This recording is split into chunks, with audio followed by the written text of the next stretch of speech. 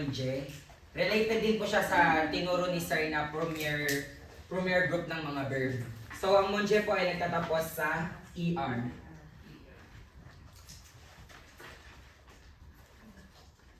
Ngayon po, sabi niyo po kanina, naiintindihan niyo na po yung turo ni Sir kung paano po i-conjugate yung mga verb na nagtatapos sa ER. Sino po sa akin ang makakapag-conjugate sa first person ng monje?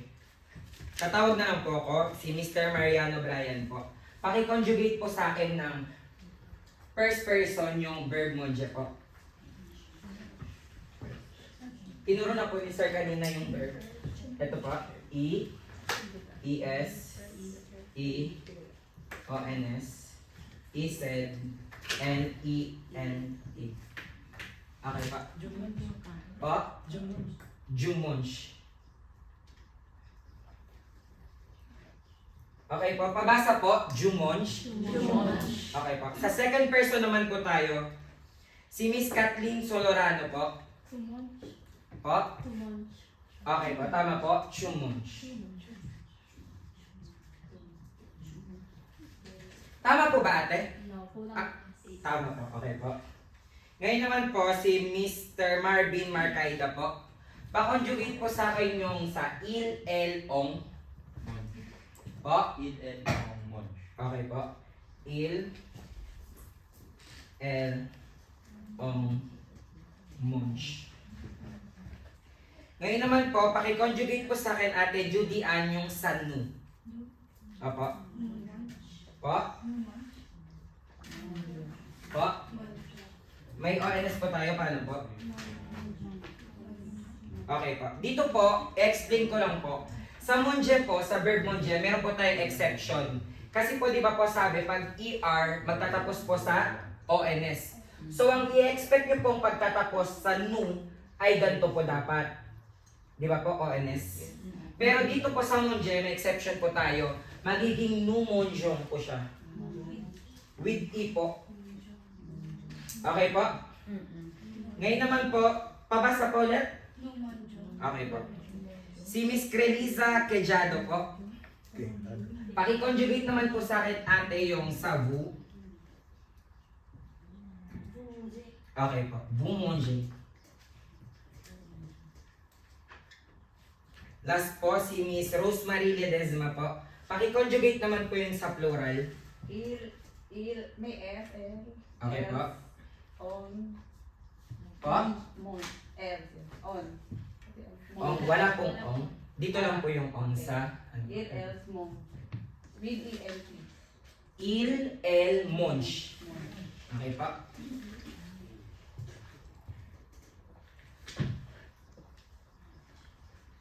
Tayo sabay-sabay po. Ako po muna, then kayo po. Jumonj.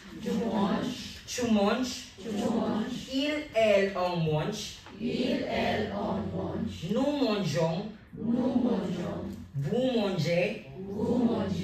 Il, el, monj. Ngayon naman po, dako naman po tayo sa translation po. Jumonj, sino po makakapagsabi sa akin ng translation niya po? Okay, tawag po ako kung wala. Si Miss Dalisay Geneta po. Okay po, tama po. Sa English po ay I'm eating. Okay po? Jumonj, I'm eating. Nagets po ng lahat yung I'm eating or itatranslate ko sa Tagalog po? Okay na po? Ngayon naman po, sino po yan? Paki-translate naman po sa akin yung chumonj. Present tense po tayo. Opo, kumakain ka or you are eating. Okay po? Ngayon naman po si Mr. Joel Perito. Sino po yun? Kayo po. Hello po sir. Paki-conjugate naman po sa akin yung paki-translate naman po yung ilmonj. Kumakain siya. Okay po. Or sa English po yung ilmonj ay il lang po ang tinatanong ko. Ilmonj. Yun mo. Opo. Kumain siya. Opo. Sa Tagalog po, kumakain siya. Ngayon naman po sa English po yung ilmonj, he is eating. Kasi po, il po ang tinatanong po natin. Okay po? Ilmonj, he is eating. Ngayon naman po si Miss Rochelle Siababa. Sino po yun? Okay po ate. Paano naman po natin sasabihin yung she is eating? He is eating. Apo. Kumakain siya. Apo. Sa French po, paano po natin sasabihin yung she is eating? Careful po tayo, ang sabi ko po ay she. She. Apo. Elmonch. Apo, yun na po yun. Yun na po. Wala na po tayo dadagdag. She is eating po ay El Monch. Okay po? El Monch. She is eating. Franz Axel Tanea. Okay po. Paano po natin sasabihin yung you are eating, ang kausap nyo po, ginagalang nyo, you are eating. Kunyari po, si Monsieur po ang kausap nyo, you are eating. Ang gagamitin natin conjugation? Ils? Po? Ils? Hindi po. Kayo po kaya, ano po? Babasa po? Bumonje po ang gagamitin natin. Kasi po yung bu po ay pwede po natin gamitin paggalang sa kausap po natin or one person po sa paggalang or kausap po natin ay marami. Okay po? Ngayon naman po, paano po natin sasabihin, Miss Rosa Alcomendas na we are eating po? Numonj. Po? Numonjong. Okay po? Tama po. Ngayon po si Miss Sherry Sola po. Ano pa po yung isang way para sabihin na we are eating po bukod sa numonjong? Okay po, ong monj. Kuya, Mr. Mariano Brian po, paano po natin sasabihin na they are eating, lalaki lang po, mga lalaki lang po tinutukoy ko? Il?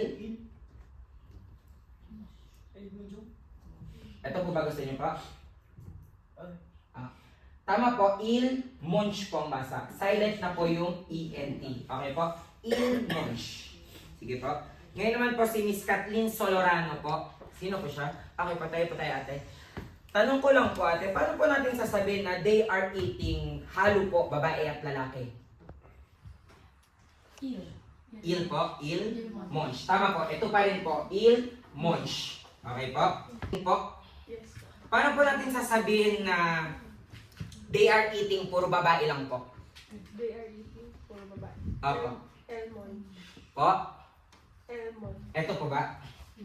Okay po, tama po. Ngayon po, naiintindihan niyo po yung direct translation po nung Samonje? Okay po, totoo po. Ngayon naman po, try po. Siya po yung tinuturo ni Sir sa premier group na nagtatapos sa mga dulong ito po. So kahit po nakapikit po kayo or bago lang po sa inyo yung verb, nakita niyo po na ER nagtatapos, magkakaroon po kayo ng idea paano po siya i-conjugate. Nagigas niyo po? Okay po. Ngayon po, sa tingin niyo po ba, kaya niyo na to makonjugate ng nakabura? Kaya. Kaya po?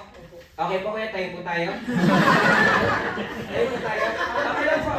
Sabi po sa akin, paano po sabihin yung she is eating?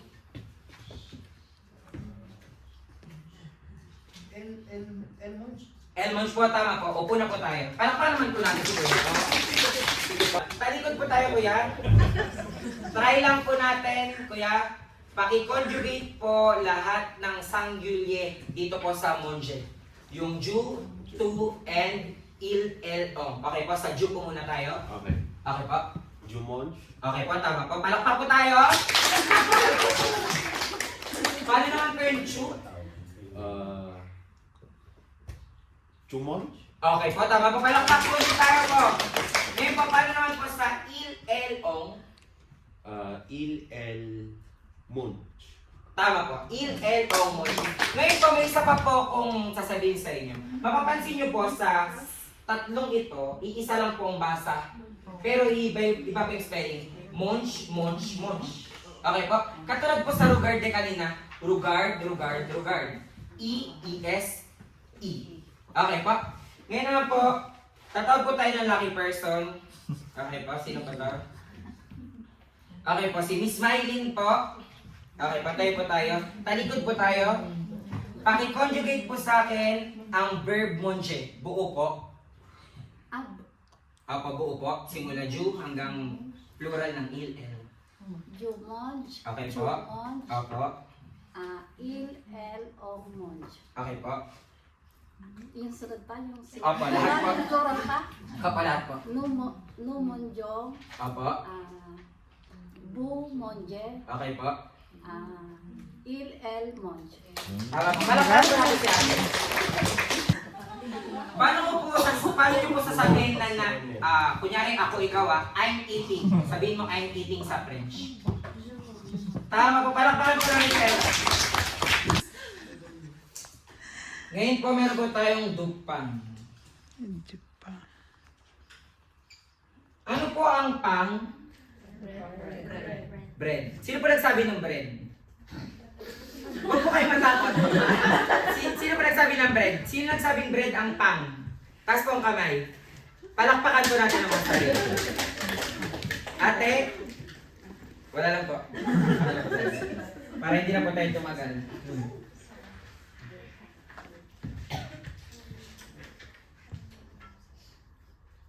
Tay, natawag ko na po kayong dalawa. Natawag ko na po kayo. Hindi pa po. Sige po, kayo po una dito.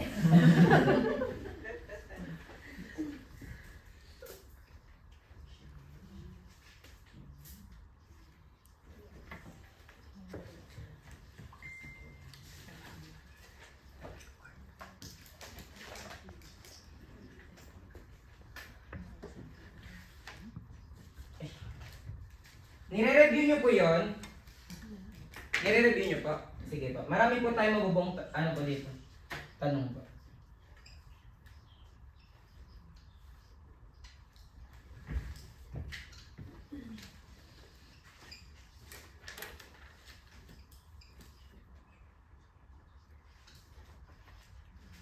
Tayo. Meron po tayong pagpipilian na 6 po. Nakikita nyo po yung may mga asterisk po. Sino po hindi nakakakita? Bulag po kayo pa ganun. Okay po, meron po tayong dugato, sangcake, debongbong, candies, dupang, bread, anam burger. Tama ba yung basa ko po ma'am? Anam burger. Okay po. A burger, defruit, fruits po. Meron po tayong delegium vegetables. Ngayon po, sabihin ko po sa inyo paano po ang activity natin. Tatawag po ako ng estudyante. Ngayon po, sasabihin ko po, sample. Sasabihin ko po, ako ay I'm eating a bread. Iko-connect lang po natin. Jumonch. Dupang. Okay pa? Madali lang po yun? Sino po nagsabing madali? Okay po, magkatawag na po ako ngayon. Sobrang nakalimutan ko yun ha. Tayo po ate. Paano nyo po sasabihin na I'm eating fruits? Ayun po. Depuy. Okay po, harap po tayo sa kanila. Sabihin po natin, Jumonch Depuy. Okay po. Naintindihan po nyo yun? Kumakain daw po siya ng mga... Magtuturo na lang po ako. Ang hirap po magbasa. Tayo po tayo. Paano po natin sasabihin na he is eating some cake? Pili po tayo dito, then connect lang po natin doon. Il mange Opo. du gâteau. Yes po, tama po. Il mange du gâteau. Sino po yung kumalak pa? Okay po tayo. Paano po natin sasabihin na they are...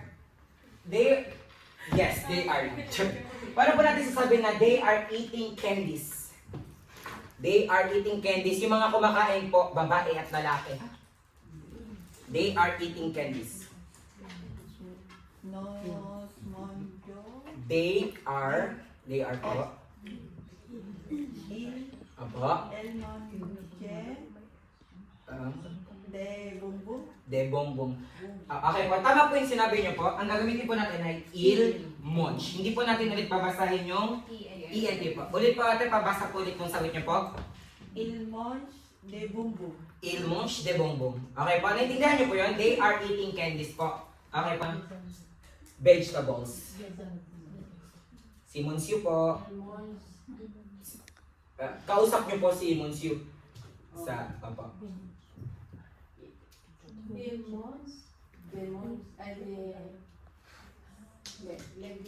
Ito po, delegium.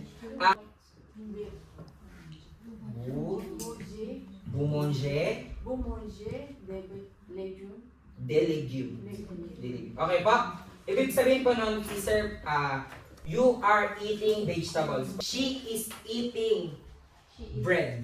She is eating bread. She is eating a bread. She is eating. El Monge. Dugat. Bread. Dupang. Dupang. Okay pa, tama po. Thank you po. Ngayon po, last na po tayo. Bubunot lang po tayo ng dalawa pa po. Si Miss Kathleen po, pati si Miss Janelma. Miss Kathleen po, Miss Janelma po. Sino po mauna? Ikaw na po, te. Patalikod lang po ulit tayo para share lang po natin. Pa-conjugate po ulit buo ng monje. Jumanj, Okay pa. Jumanj, Chumanj, Il-El-Ong, Monj, Okay pa? Numonchong, Okay pa. Bumonche, Apa. Il-El-Monj. Okay po. Next naman po, pa-conjugate po. Doon po tayo harap po. Gemonge. Apa. Tumonge. Apa. Il on monge. Okay po. Numonjong. Apa. Wumonji. Okay po. Il monge. Okay po. Tama po ba? Agree po kayo sa sagot niya po? Okay po. Naintindihan. Teras.